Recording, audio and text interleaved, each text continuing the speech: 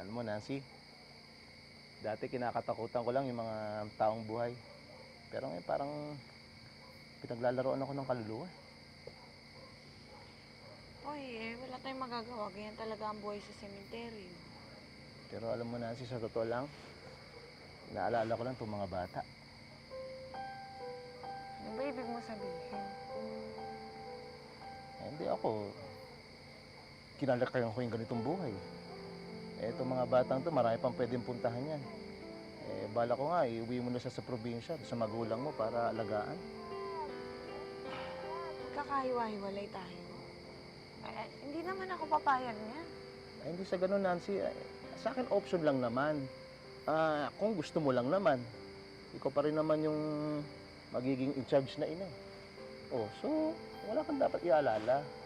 Diba? Kasi, Basta ayoko. bira, oh.